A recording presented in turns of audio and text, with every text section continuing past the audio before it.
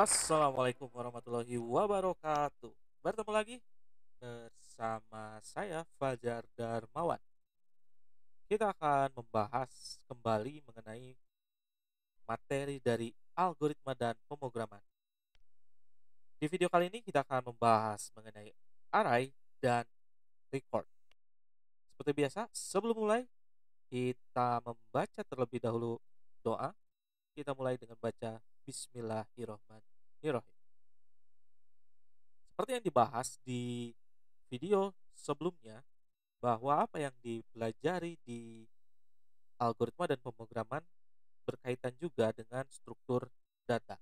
Karena untuk membuat sebuah program yang baik, kita itu harus mengkombinasikan antara algoritma dan struktur data. Dan di mata kuliah algoritma dan pemrograman, Anda akan dikenalkan dengan yang namanya struktur data sederhana, array, dan record. Sekarang kita akan sharing terkait penjelasan apa itu array dan record. Jadi ini adalah dasar dari keseluruhan materi yang ada di algoritma dan pemrograman. Mari kita mulai.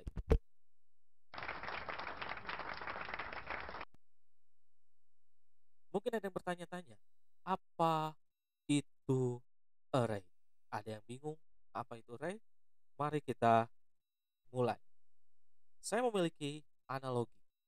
Jika Anda diminta untuk membuat program yang akan menampung nama 50 mahasiswa bertipe data string, apa yang akan Anda lakukan? Mungkin Anda akan menyediakan variabel sebanyak 50, seperti yang ada di contoh ini. Ini merupakan salah satu cara yang mungkin dilakukan. Ini tidak akan salah, tidak akan dosa. Ini bisa dilakukan. Hanya saja, jika kita melakukan hal ini, akan ada kesulitan. Apalagi jika mahasiswanya kita tambah, kita akan manage atau menampung 1.000 mahasiswa. Berarti kita harus membuat 1.000 variabel yang harus kita kelola satu persatu. Dengan kesulitan yang ditawarkan tersebut, maka hal ini kurang dianjurkan. Ingat, kurang dianjurkan. Bukan berarti salah. Dan jawabannya ada pada array. Nah, apa itu array? Array adalah struktur data yang terdiri dari item berurutan, di mana kata kuncinya adalah semua item atau semua nilai yang ada di dalam struktur data tersebut memiliki tipe data yang sama. Di dalamnya akan memiliki dua properti, yaitu nilai dan indeks, di mana ada dua tipe array. Ada tipe array data primitif dan tipe data kelas atau bentukan. Nah, yang akan dipelajari di dasar ini adalah tipe data primitif, karena Anda belum mempelajari apa itu tipe data kelas atau record atau tipe data bentukan. Nah, struktur array, di dalam array, item atau elemen akan selalu diawali dari 0. Kenapa dari 0? Karena kita berhubungan dengan mesin yang di belakang layar memahaminya biner 0 dan 1. Sehingga setiap item atau item yang ada di array akan ada hingga max min 1. Contoh, jika array itu terdapat 10 elemen, berarti itu akan dari 0 sampai 10 min 1, yaitu 9. Sehingga penggambarannya kan seperti ini. Indeks pertama atau item pertama akan diawali dari item ke 0, di mana masing-masing item bisa dilihat di depan sini akan memiliki ruang masing-masing seperti ini. Dan seperti yang dijelaskan, karena dari 0, maka indeks terakhir adalah max min 1, yaitu 10 kurangi 1, yaitu 9. Jadi, jika kita mempunyai array dengan panjang indeksnya 5, maka akan ada elemen di dalamnya, yaitu elemen ke-0, elemen ke-1, kedua, ketiga, dan yang terakhir adalah yang keempat. Karena ingat, selalu diawali dari 0. Dan array yang menggunakan tipe data primitif adalah array yang menggunakan tipe data yang biasa kita gunakan sebelumnya, seperti integer, float, boolean, karakter, ataupun string. Dan deklarasinya mirip seperti kita membuat variabel.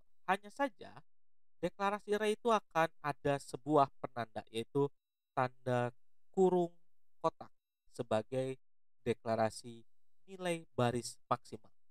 Contoh adalah seperti ini. Jika kita ingin membuat array dari string, berarti kita tuliskan tipe datanya yaitu string, lalu kita beri kurung kotak di situ, lalu kita beri nama aliasnya sama dengan new string, lalu di dalam kurung kotak terakhir kita tuliskan kita mau membuat atau membooking berapa ruangan di dalam memori. Jika di situ tuliskan 5, berarti nanti rstring akan memiliki indeks dari 0 sampai 4.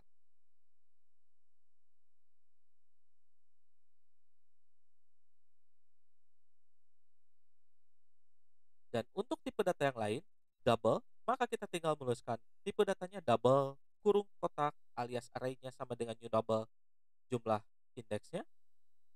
Lalu jika integer, berarti kita tulis integer, kurung kotak alias namanya sama dengan new integer. Terakhir indeksnya mau berapa, sehingga kita bisa mengetahui dia dimulai dari 0 sampai max min 1. Untuk pengisian nilai array terdapat dua cara, yaitu cara pertama jika kita sudah mengetahui nilai-nilai yang akan dimasukkan ke dalam array. Jika seperti ini, maka kita lakukan langsung pengisian string kurung persegi aliasnya sama dengan diawali dengan kurung siku ini, lalu setiap elemen dipisahkan dengan koma ini. Berarti asumsinya array grades memiliki 4 elemen. Ini elemen ke-0, ini 1, 2, 3. Tapi jika kita belum mengetahui isi dari array kita, maka asumsinya adalah kita sediakan dulu ruangannya, tidak perlu langsung diisi, baru kita isi satu persatu dengan cara kita panggil nama aliasnya, lalu indeksnya keberapa. Contoh seperti ini, rstring, indeks ke-0 diisi 100. rstring, indeks ke-1 diisi 90, lalu rstring, indeks kedua diisi 80, dan yang terakhir, rstring, indeks ketiga diisi 75. Dan untuk mengakses array, caranya kita tinggal memanggil alias array-nya dan array keberapa yang akan kita akses. Contoh, jika ingin mencetak rstring kedua, berarti kita tinggal system out print line, lalu di dalam system out print line kita tinggal panggil rstring indeks kedua. Otomatis nilai yang ada di dalam rstring indeks kedua akan dikeluarkan.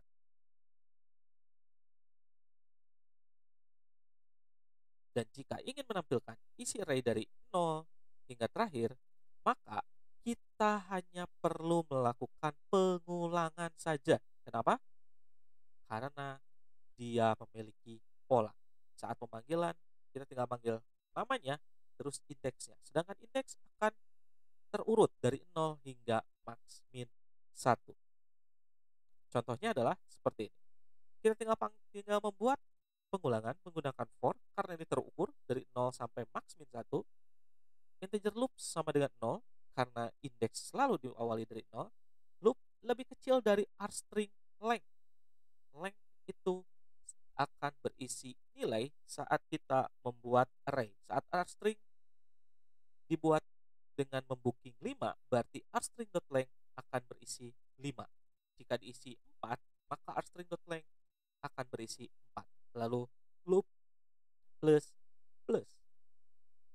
Dan kita tinggal memanggil saja sistem out line rstring loop, karena loop akan otomatis berulang dengan menambah dari 0 sampai lebih kecil dari rstring.length.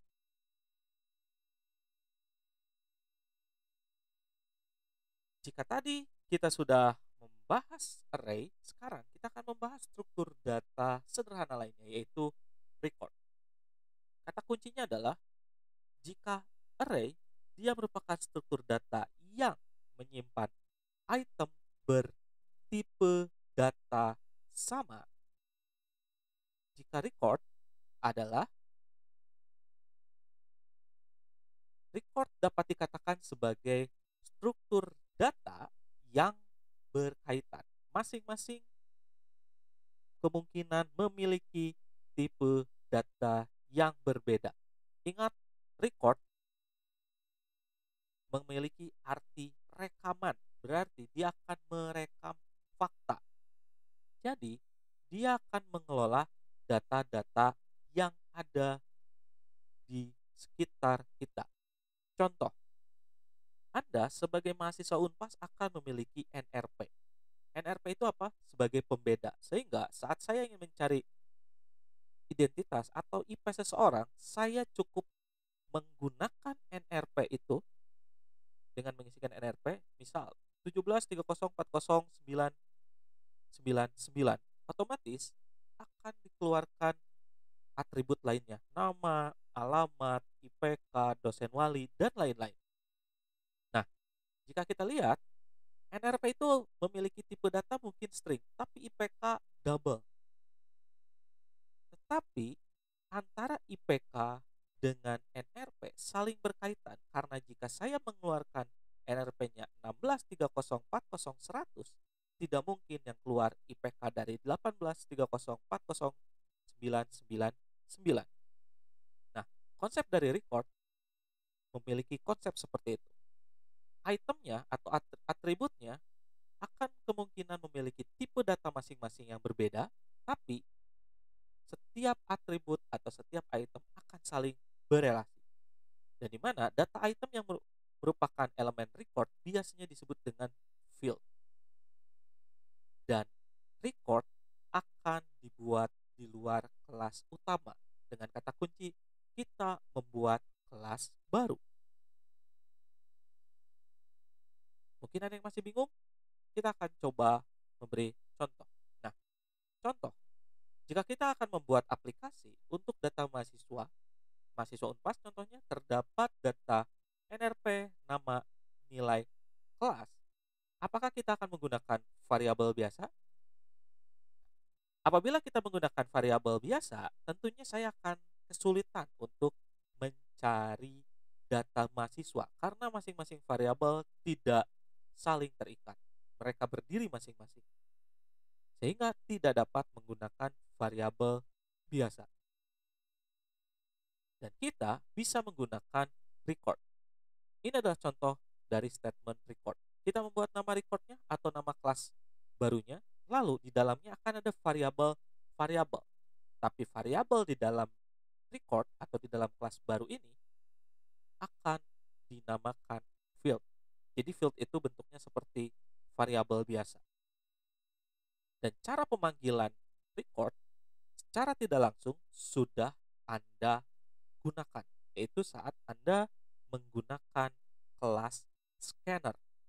Saat Anda menggunakan kelas scanner, tentu akan Anda memanggil seperti ini. Scanner, lalu namanya biasanya SC, karena diajarkan dari semester awalnya SC, sama dengan new scanner system.in. Nah, formatnya akan seperti ini, di mana scanner itu adalah nama kelas, SC adalah nama alias, lalu sama dengan new nama kelas. Jadi, pemanggilan record itu akan mirip seperti itu. Kita tinggal panggil nama kelas baru kita atau kelas record kita, lalu beri alias seperti layaknya kita membuat variabel sama dengan new nama kelas atau record yang akan kita gunakan. Lalu, untuk memanggil fieldnya, apa yang harus kita lakukan? Sama saja seperti saat kita menggunakan scanner. Saat kita menggunakan scanner, tentu kita harus menggunakan metode seperti next in, next double, dan lain-lain. Caranya gimana? Caranya seperti ini. sc.nextIn, di mana nextIn itu adalah metode atau function yang ada di dalam kelas scanner. Sehingga format untuk pemanggilan field seperti ini. Kita gunakan nama alias record yang sudah kita buat sebelumnya, karena scanner tadi dibuatnya SC. Di sini kita tulis SC titik, lalu nama variabel atau prosedur atau function yang akan kita akses. Jadi cara membuat record adalah kita identifikasi dulu objek yang akan kita buat, lalu objek itu kita buat menjadi record atau kelas baru, lalu identifikasi item yang ada di objek realnya itu tersebut kita ubah menjadi field atau variabel di dalam record. Contohnya adalah seperti ini. Jika kita ingin membuat tadi studi kasusnya adalah mahasiswa, berarti kita punya objek mahasiswa di mana mahasiswa akan memiliki nama, NRP, alamat, dan IPK.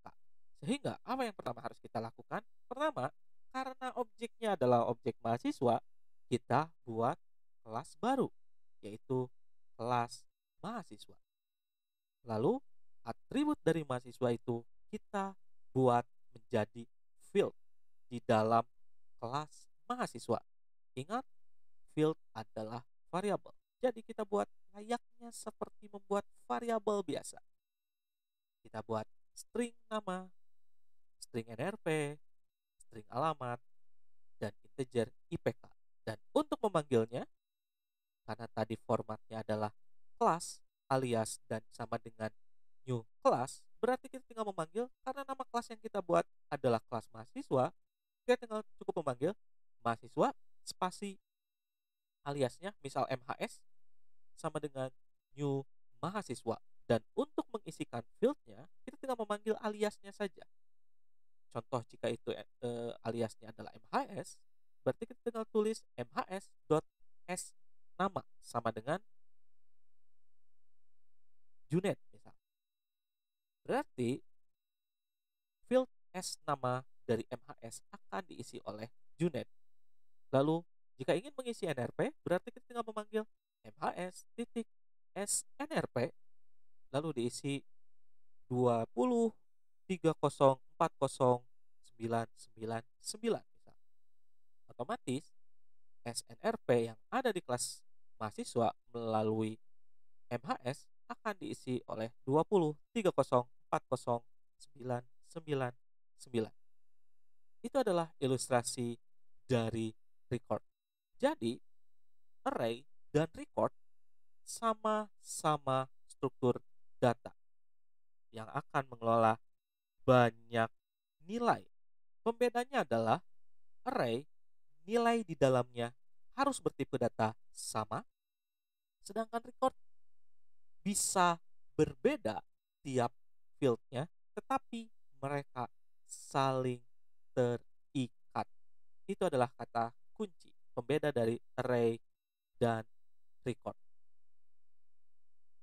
Sekian penjelasan dari saya untuk array dan record. Atas atensinya saya ucapkan terima kasih. Sampai bertemu lagi di video selanjutnya.